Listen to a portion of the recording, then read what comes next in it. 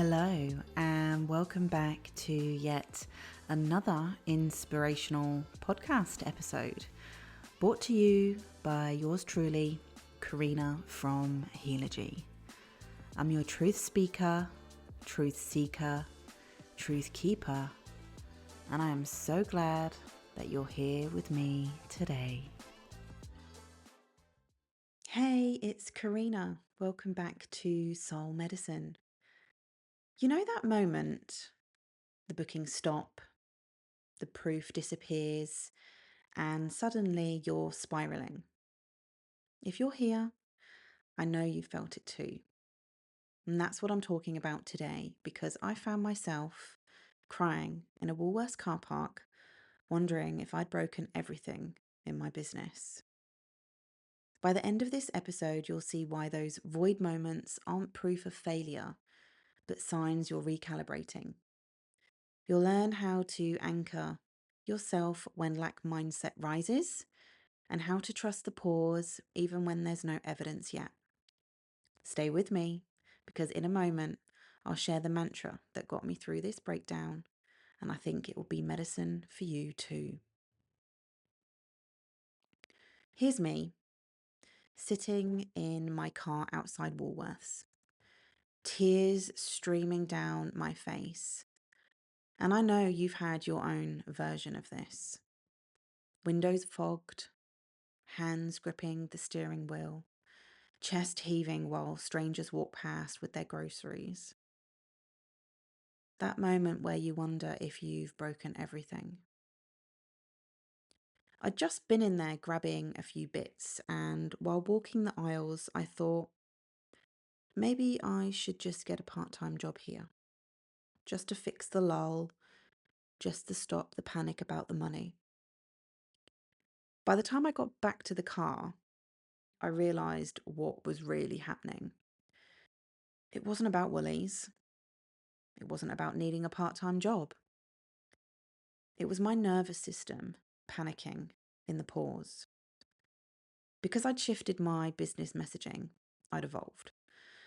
I couldn't keep calling in the same clients or speaking in the same way. The change was necessary, it was aligned, it was true. But with that change, the booking slowed. And my mind screamed, "You've broken everything! Why did you change what was working? At least the money was still coming in." It felt like standing in a dark tunnel, hearing echoes of my old life but seeing no light ahead. That's the Nine of Swords energy, knowing exactly what's happening but still feeling consumed by the fear of it. And this is the part no one wants to post on Instagram, not the polished reels, the truth that transformation feels like collapse. Overnight success? The real story is moments like these. Crying in your car, hoping no one sees you. Summoning every ounce of strength just to keep going and not give up. I could even hear my late father saying, "Pull your socks up, girl." And my mum echoing, "Don't be a drama queen." But in that moment, the pause itself was asking me to trust that I'd made the right decision, to trust that the right clients were already on their way, to trust that money would flow again. And yet, all I wanted to do was fix it, because I'm human. We all have that instinct to mop up the spill the moment the milk hits the floor, even when it's still dripping from the jug. Here's the raw truth. Lack mindset is a double-edged sword. On one side, you feel the fear and grasp. On the other side, the grasping blocks the flow. And I could see myself doing it, even while knowing better.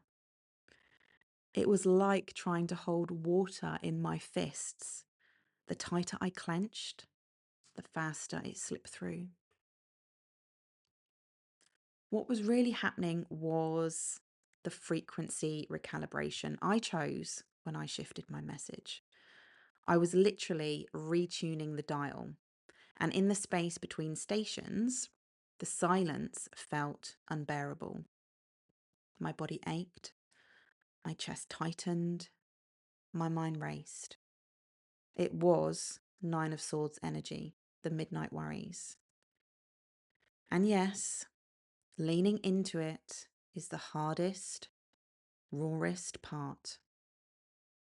Leaning in means saying, even here, when there's no proof, I trust my alignment more than the old scraps. Even here, when my Virgo moon screams to fix, I anchor into my Sagittarius sun's vision. Even here, when lack mindset claws at me, I breathe deeper instead of grasping. Even here, when I feel suspended in time, I remember delay isn't denial. Even here, I keep going. It's like learning to breathe underwater. Every instinct says surface, but the medicine is in staying. Just because it hasn't arrived yet doesn't mean it isn't coming. The discomfort is temporary, but the alignment is permanent. I don't need to fix the void. The void is fixing me. So if you're in that car park moment right now, your own version of it, this is your reminder. You're not broken, you're becoming. You're sitting in the ashes, not because the fire destroyed you, but because something new is being forged. And the mantra that grounded me was simple but powerful. I don't need to fix the void. The void is fixing me. And I invite you to try it now with me. Hand on heart, 3 slow breaths, and say, I anchor back into my body.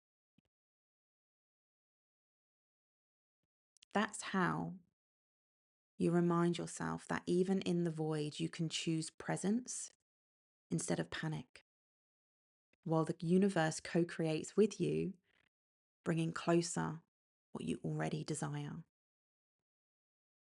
So here's what I'll leave with you today. What's your version of the Woolworths car park moment? That place where the old is gone, the new isn't visible yet, and all you can do is sit in the pause.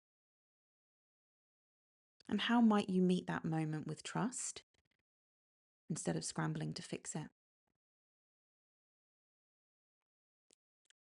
Leaning into the void doesn't mean liking it. No way.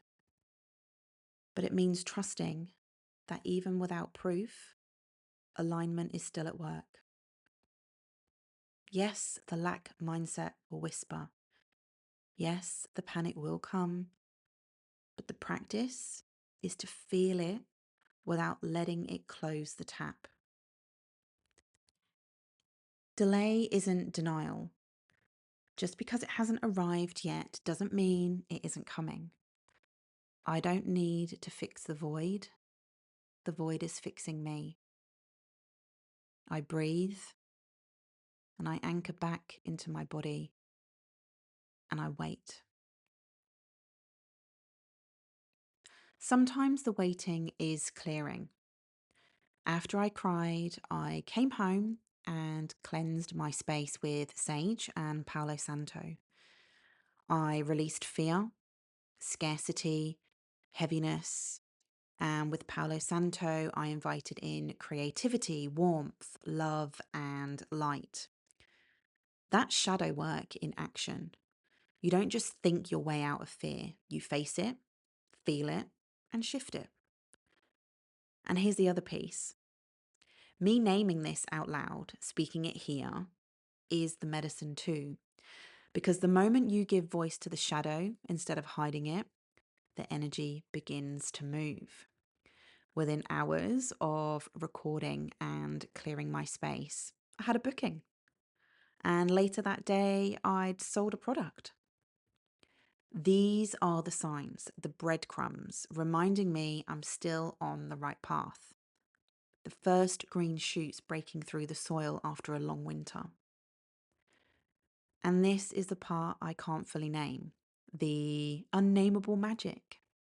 You do the work, you speak the truth, you clear your energy, and then, out of nowhere, signs appear. A booking, a sale, angel numbers, little reminders you're not walking alone.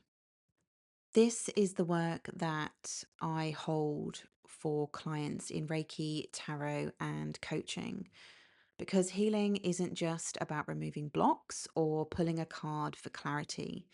It's about learning to sit in the pause without losing yourself, to hold steady when your nervous system screams for proof. Whether through Reiki, tarot, or a coaching container, this is the medicine I offer. How to trust yourself when the evidence isn't here yet. How to remember who you are when lack mindset tries to shrink you. And how to keep going when you feel suspended in time.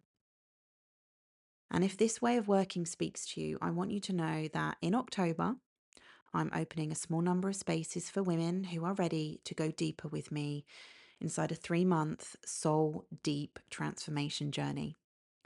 Applications are open until the 29th of September, and the next intake won't be until February next year. If you've been resonating with these episodes and you're feeling the nudge, you'll find the waitlist link in the show notes. And if this resonated, if you're in your own Woolworths car park moment, don't sit in it alone. My work is here to support you. You can book a tarot or Reiki session through my website. And if this episode spoke to you, make sure to follow or subscribe so you don't miss what's next. Share it with someone who needs this reminder, because the more we walk this path together, the less alone it feels. Until next time, trust the pause, even here, especially here. Until next time, just because it was doesn't mean it will be. With love, Carina.